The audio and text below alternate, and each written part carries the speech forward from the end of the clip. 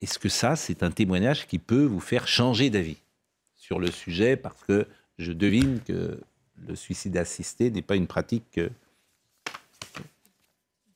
que vous, comment dire, que vous validez.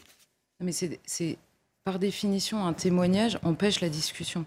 Je ne vais pas expliquer à cet homme touché par cette maladie ce qu'il doit faire ou pas, ce qu'il doit penser, comment il doit réagir.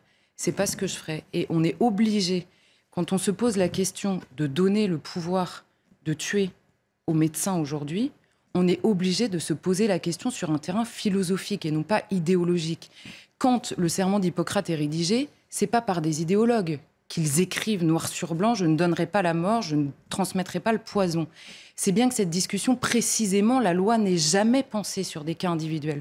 Je ne vais pas aller expliquer à cet homme, d'autant que la maladie de Charcot, en effet, c'est ce que disait Brigitte Millot, cette maladie arrive directement de l'enfer, je pèse mes mots. C'est un cauchemar absolu. Un cauchemar absolu. Il se trouve que derrière le cauchemar, et en effet le fait que ces personnes soient emmurées vivantes petit à petit, puisque c'est exactement ce qui se passe avec leur corps, moi, je continuerai à dire que je ne vois pas une momie avec des tubes. Je vois une personne qu'il est encore possible d'aimer, c'est tout. Voilà. Pourquoi, Charlotte, vous dites... on comprend votre sincérité et votre conviction, mais pourquoi vous dites...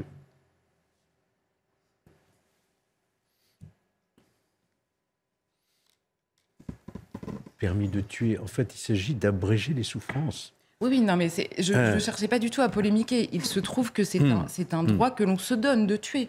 Il faut mettre les mots sur les choses. D'abréger les souffrances d'un homme qui va mourir. Oui, mais ça veut dire la même chose. Je veux bien qu'on prenne des circonvolutions, mais il faut assumer le mot.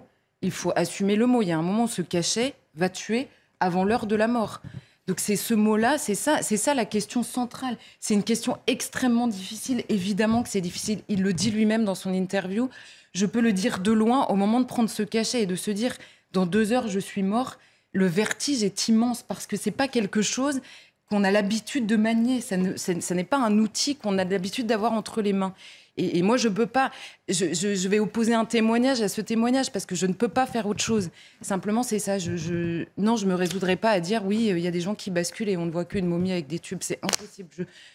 Je vais continuer à lui dire qu'il est beaucoup plus que ça. C'est tout ce que je peux lui dire.